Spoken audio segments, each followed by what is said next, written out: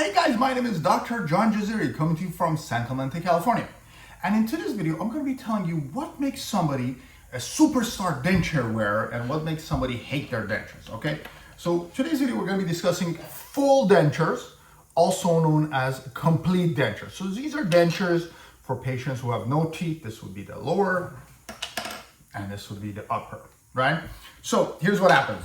You lose your teeth, or you've already lost your teeth, and your dentist is going to make you a denture. How are you going to fare with your dentures? Are you going to do really well with them, be able to chew all kinds of food and really enjoy your denture experience? Or are you going to be one of the people who's going to just have a really hard time getting adjusted, maybe not even getting adjusted to them ever, and find yourself having to spend thousands and thousands of dollars on a dental implant? So what are the criteria that I look for when I see a patient who has no teeth to see if they're going to do well with their dentures or if they're going to just suffer throughout the denture process? And yeah, there's a lot of things I can tell just by looking at your mouth. Now, obviously, you have to get your dentures and start wearing them to know how well they're going to fit. That's one of the criteria. But I can just look at your anatomy, a lot of different things to determine how well you're going to do with the denture. So what are the things I look for in order to determine if a patient is going to fare well with their dentures or if they're going to have a hard time with it? Well, there's 5 things we're going to go over in this video. First of all, how much jawbone you have. That's the easiest thing to look for. And that's the first thing I look for. The second thing is the actual quality of your jawbone and the gum tissue in your mouth. That's the second thing I look for. I also look for your gag reflex and if you have any tuberosities, tori in your jaw. So that's another thing. Your tolerance for the denture is what I look for. And then finally, your experience of wearing dentures is another thing that makes a difference. So what was the age where you transitioned into the denture is also another contributing factor. And of course, finally, last but not least, the quality of your dentures is going to be a determining factor in how well you're going to do with your full dentures. Are you going to do really well or are you going to suffer a lot with them? Okay guys, so we got a lot of things to discuss. We're going to go over criteria by criteria, and I'm going to present you what it is you need to look out for if you're going to be able to determine your success with full dentures / complete dentures. Those are interchangeable names. We use them full or complete. Basically, when you have no teeth and you ring a denture to replace all of your teeth. Guys, before we get our video started, which we got a lot of things to go over, I want to bring the attention of those of you who are looking for dentists, a new dentist, a dentist that's going to make you dentures, to go check out the website even28.com. That's EVEN, the number 2, the number 8.com, like the 28 teeth in your mouth, or in this case, on your dentures. Even28 is a dentist search engine. You can search for dentists based on zip code, based on city. You can browse through their profiles, learn more about each one, read the reviews, and when you find a dentist that you like, you can schedule your appointment all conveniently for free from the website Even28, the dentist search engine. So guys, good luck finding a great dentist, and let's go ahead and get started with that video and find out what's going to make you a good denture wearer or not.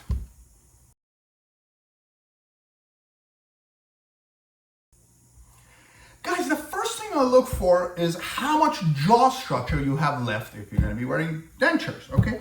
So this is quite simple. Let's use a couple models to explain it better. This is our friend Scully. Hi, guys. And imagine if Scully had lost all of his teeth. What's going to happen is if you lose all of your teeth, you're just going to have your mandible, right? All of that area is going to be gone, the teeth and the supporting bone structure there, and your maxilla, so the jawbone on top and bottom. And that's what supports dentures, right? So if you look at an upper denture, it's this surface area that helps retain it in place. And if you look at a lower denture, it's this surface area that's going to hold it, stay in place. And basically, the more surface area, the more chances of your dentures sticking better. So if you have a bigger jaw, and I can make a bigger upper denture, right? If you have a big jaw versus a smaller jaw, the chances of the denture sticking better is significantly improved. So if you have a big mouth, this is the one time having a big mouth comes in handy because your dentures are going to fit a lot better. Same goes with the bottom, This is how much jaw structure you have on your lower mandible. And the more I have, the more bigger I can make my denture to get more grip. Because again, full dentures, complete dentures, they get their retention from the surface area of your mouth. So the bigger your mouth is, the better your chances of the denture sticking in place. I got a big mouth, so I'm going to do really well with dentures, but I'm going to make sure I brush my teeth so I don't end up with dentures, guys. But yeah, the first thing I look for and the simplest thing is how much jawbone do you have? And that actually brings me, you might be like, so well, if you get somebody who's 6'4", big, strong guy versus a little old grandma, is the chances of the big guy doing better with the dentures significantly higher than little old grandma? Yeah, absolutely. Okay, in fact, in my experience, most of the people who have problems with their dentures are people with, shrunken mouth and tinier mouths where they just don't have enough surface area. Now, of course, that's not always the case. Some people just have a lot of other things that makes them good with wearing the denture. But the tinier your mouth is, the less surface area, thus the looser your full denture. So the first thing I look for, which is the simplest thing, guys, is how big your jaw is. And that's one of the things I look for when determining the success rate of your full denture experience.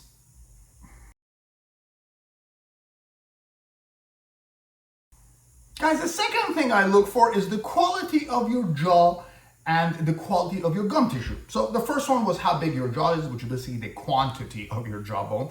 The second one is the quality. What does that mean? Well, that just basically means how strong the remaining jawbone is, as well as the gum tissue that's on it. Okay, let's go and look at a little model to make more sense of it. So this patient is getting a full upper denture and has a couple of her lower teeth left intact.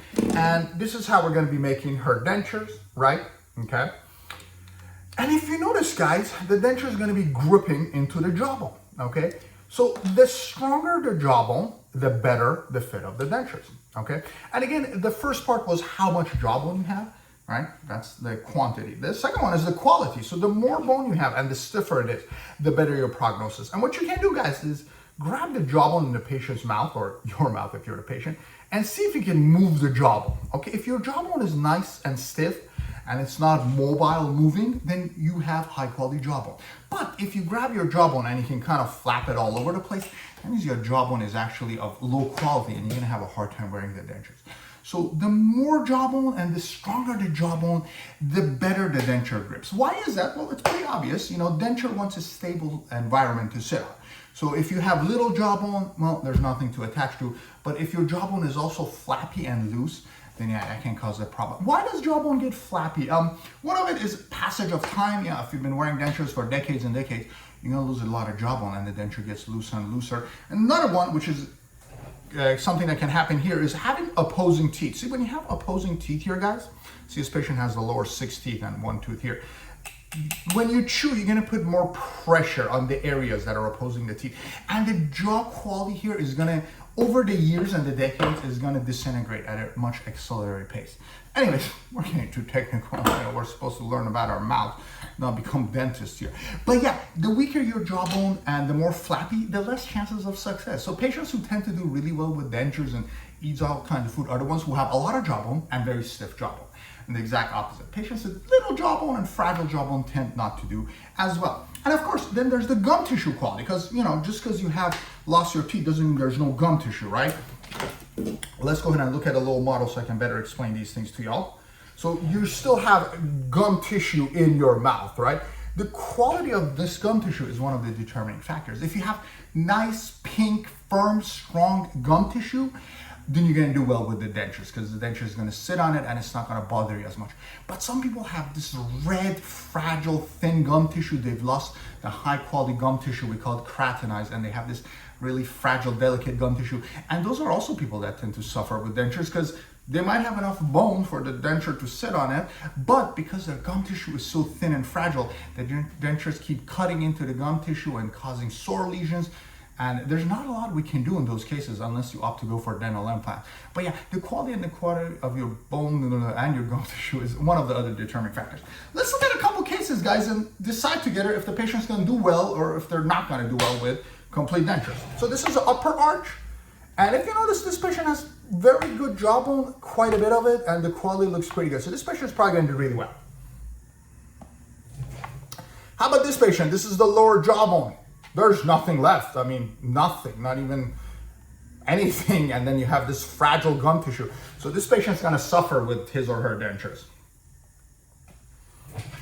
Another case, gum tissue is good, but where's the jawbone? I don't see any jawbone, do you? I probably need a microscope to see the jawbone here. There's no jawbone left. So this patient's also gonna suffer with dentures, no matter the quality of the dentures. Okay.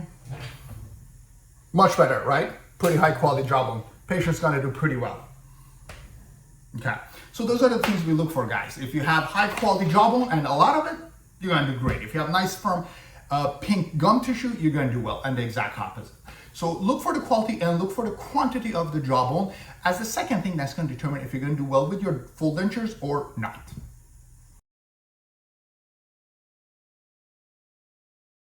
Guys, the third thing I look for is your tolerance for dentures and your gag reflex.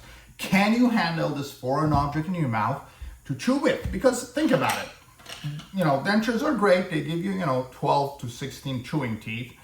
How many do we have here? 14 on each one. So they give you a bunch of chewing teeth and teeth where you can look good and you can function relatively well. But the teeth are supported by this pink gum tissue, whether it's the upper, which usually covers the roof of the mouth, or the lower, which doesn't cover the roof of the mouth. But there's a lot of pink just to get a little white, a lot of gum tissue to get those teeth. So can you handle this in your mouth? Okay, start with the upper ones. We're gonna put this in our mouth. Can you handle your roof of the mouth being covered? Okay, the upper denture, gravity works against it, right? It pulls it down. So when you're standing up, it's trying to fall down. But there's a lot of surface area here, which actually more than negates the gravity. It actually creates for excellent suction for patients who can handle it. But can you handle this? Well, you know what? If you can, great. I can make you a nice upper denture if you have enough jawbone, right?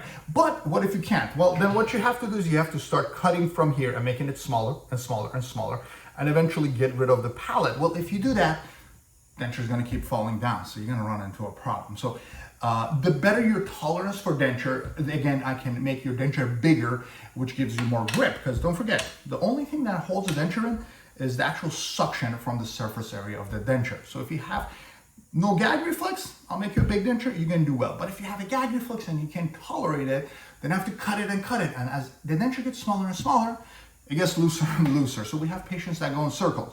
The denture's tight, they're happy, but then they're in pain. We keep cutting it, now the denture isn't hurting again, but it's loose. Where do you stand? I mean, is there a fine medium?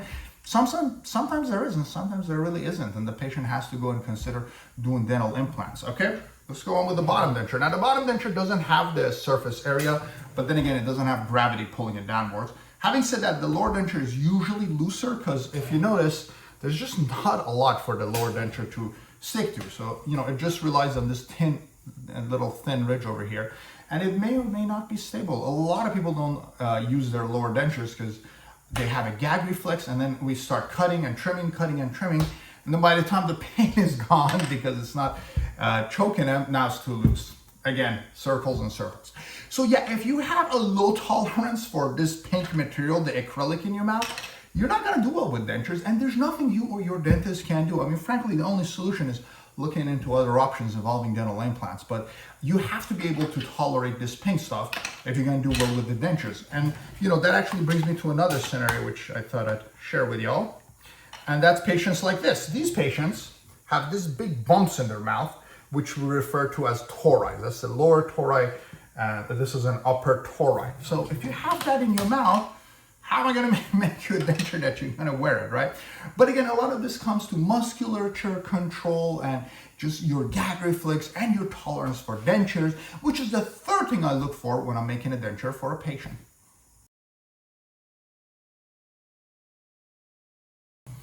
Guys, the fourth factor that we look for when we're trying to assess if a patient is going to do well or not with their full dentures is your experience. Experience makes you better at everything, right, in life?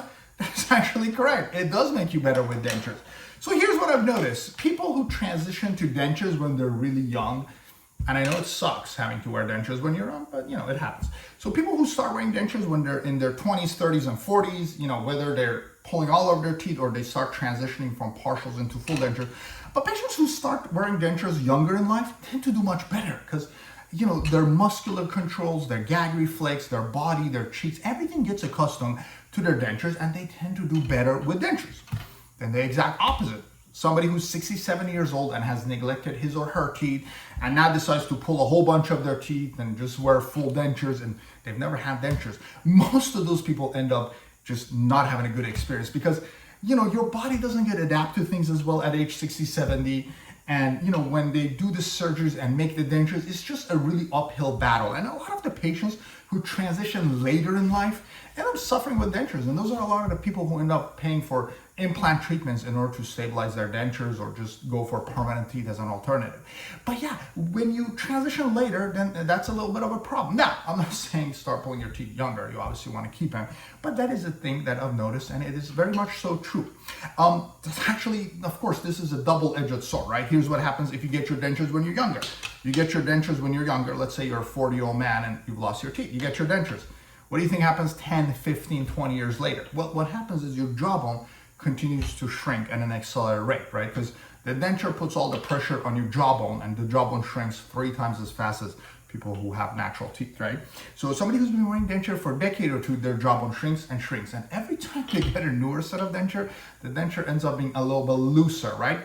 Seen a lot of this in my practice. Patient comes to me and I ask him, how old is your denture? And the older it is, the worse I feel. If they're like, yeah, it's 5, 6 years old, great, I can make you a nice set of dentures.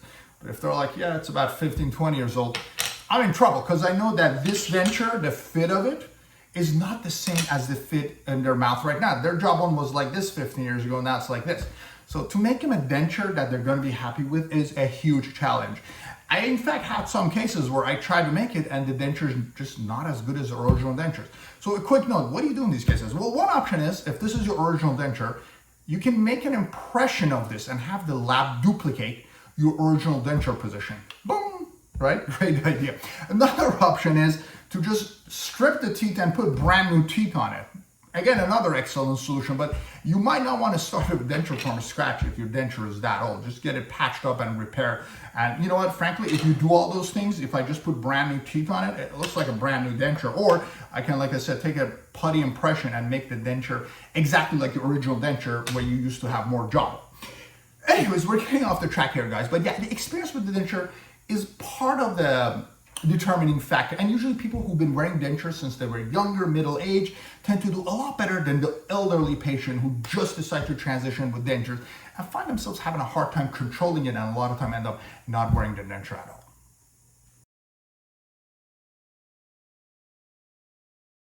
Guys, the fifth thing that I look for to see if you're gonna do well with your dentures is how well your denture is made, whether I made it or somebody else. A well-fitting denture, yay. So that's what most people think about when their denture doesn't fit.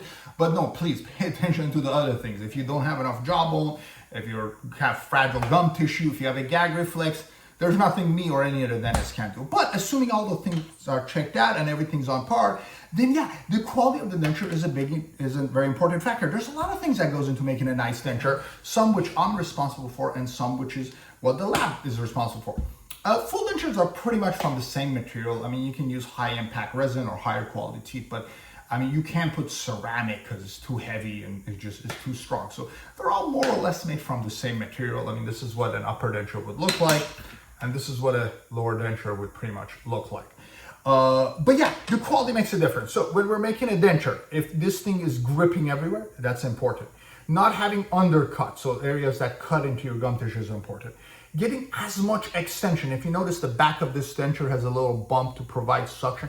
Those little details make a big difference because, you know, again, stability of the denture, full denture comes from the suction. So the build quality is important, you know, and sometimes when patients aren't happy with their dentures and everything is okay, you just have to make them a new set of dentures because the first one was not a good denture, a lemon. But that's not always the case, guys. A lot of times it's other things and it's adjustments and it's just having to make the denture work, right? So what do you do if you're not happy with your denture? Okay, well, like I said, one option is making a new denture. Another one is relining it. A reline is where we add material to the inside of the denture, whether it's the top or the bottom, to provide for additional grip, to fill in the voids between the denture and the gap. And sometimes I do a reline on an old denture. Sometimes if the new denture is a little bit loosey-goosey, I perform a reline right there and there.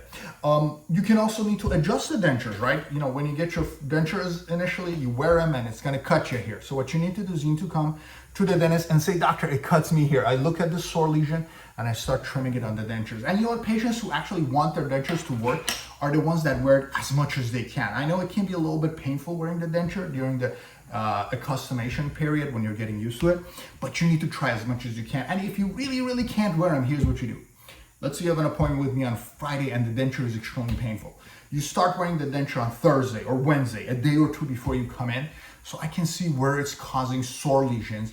And you're gonna work with me, say, doctor, it's cutting me here. Then when I reflect your lip, I can see the sore lesion, the lower red or white. So, and I'm like, oh, well, that's where it's hurting the patient, and I can cut it here, right? Or it's gagging me. I cut it a little bit, and then I try it again. Oh, it's not gagging me. So you have to work with your dentist to get the adjustments done, because most complete dentures need a few visits, 3, 4, 5 visits, you know, sometimes more than that. But yeah, you got to work in conjunction with your dentist in order to get a well-fitting, nice denture. Otherwise, Otherwise, the only other option you have is if the denture is loose and everything else is working out okay, is using denture glue. Fix it and our poly grip are the most common ones. And here's what you do. You just grab your denture glue, you grab the denture, and you just apply it. Okay? I mean, you can put it all over the place like I did, or you can put it in like 3 spots like this. Okay, whatever works for you. You can just get it and splatter it all over, but obviously this is expensive. So yeah, that's the only other option. You know, if your denture is loose and nothing else is working, you have to resort to denture glue. And a lot of people do that. I have a lot of patients that use denture glue because they want that extra stability, that extra suction from the denture glue. There's nothing wrong with that. Now, of course, if you're replacing the denture glue 5 times a day, yeah, you probably want to talk to your dentist. But if you have to put the glue in the mornings and it lasts till nighttime, or if you do it twice a day, that's something that's very standard among denture wearers. And yeah, it's something that's useful in order to make the dentures work. But anyways, guys, we're getting a little bit off the track. So the 5th thing I look for is how well your denture is made. Is it a nice denture? Does it have nice grip? Does it cover as much as gum tissue as possible? Or is it an ill-fitting denture and you need either a reline or a new denture? Okay, so that's the 5th thing that we look for.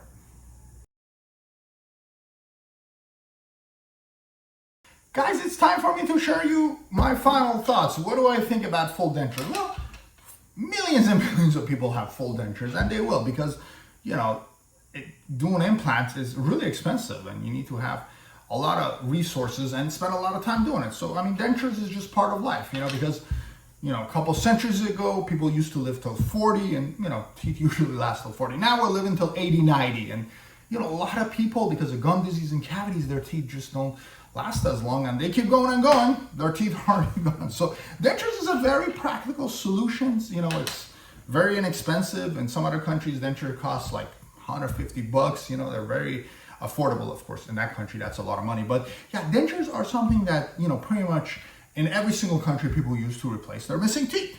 Now, the quality of the denture is one of the important things in terms of how well your denture is going to fit, but it's really not the only thing. I mean, if this is your first time wearing dentures, don't rush your dentist. Let him make you a nice denture. Some dentists do it in 1 day, but most dentists like me, we take it in over 4 or 5 visits, impression, teeth trying, wax rims, and then we finish it, right? But yeah, you want to just kind of let your dentist make the dentures, and then also after denture is made, which takes a month or 2, you still have to invest a month or 2 to come for adjustments, okay? But if that 3 to 4 month period goes and you're not happy with your dentures, then you have to ask the question, which one is it? Is it a bad denture? It's just not a well-fitting denture, an ill denture, where you have to make a new denture or reline it or send it back to a laboratory for adjustments? Or are you just not a good candidate for dentures? And especially if this is your first time with full complete dentures, whether you had all of your teeth pulled or you transitioned from partial dentures to full dentures, then you have to ask yourself that question. Is it me or is it the denture, right? Because if it's you, you have little jawbone. Your jawbone is fragile and flappy. Your gum tissue is very fragile and it cannot handle any movements. Or you have a gag reflex. You have these bumps in your jaw. So if any of those things that I mentioned earlier applies to you, that could be the reason your denture is not fitting. And at that point, redoing the denture and reline and adjustments isn't going to give you any results. At that point, I mean, you really have to just either deal with the pain, which I know sucks, but sometimes patients reach that point, or you have to explore your other options involving dental implants. Now, luckily, there's always a way to include dental implants for additional stability. One of them is implant-supported dentures, which you can learn more about by clicking on the link above. Implant-supported dentures are dentures that have a couple of implants that attach to the dentures and stabilize them, and you can use your existing denture or you may have to get a new one. But yeah, that's one option, is to use 2 or 4 implants to stabilize your denture. 2 or 4, which one is it? Click on the link above. I have a video that explains if you need 2 or if you need 4 implants to stabilize your implant-supported dentures. But anyways, regardless, there is the option to use implants to support dentures, and implant-supported dentures, they're not cheap, but they're not going to, you know, break the bank. A couple $1,000s usually will get you a resolution with some implants to at least stabilize the denture. And once the dentures are stabilized, then yeah, if the denture is not moving as much, then we can get rid of a lot of the pink gum tissue and make it where you're comfortable. So, you know, again, this is not a magic formula. Please don't think that implant-supported dentures are permanent teeth. No, they're dentures that kind of hook onto implants. So instead of completely relying on your gum tissue and jawbone, which is sometimes not good because you have none of it left, they actually anchor onto the implants, which makes them a lot more stable, a lot less mobile, at which point I can actually go trim him and cut him to make him fit. So, you know, if your uppers bothering you and it's cutting you here and you're gagging, I can cut all those areas if you've already placed a few implants, okay? So that's one option, and of course there's the fixed options, all on 4 teeth and full mouth implants. Click on the link above to learn more about all on 4 teeth. But yeah, that's another permanent option where you replace your teeth with permanent teeth. But that's tens and tens of thousands of dollars, guys. So, you know, budget is usually what restricts people from going for permanent teeth, okay? But regardless, there are options if your full dentures isn't cutting it. So before you get to all of that, you know, take your time, talk to your dentist, evaluate your dentures, see if a new denture is going to give you the solution that you need. And if it doesn't, then yeah, you have to look into the option of all on 4 teeth or using some implants to secure your dentures in place, guys. Okay, that's pretty much all I have to say, guys. Good luck with your denture treatment and enjoy your teeth. And I'll see you guys on my next video.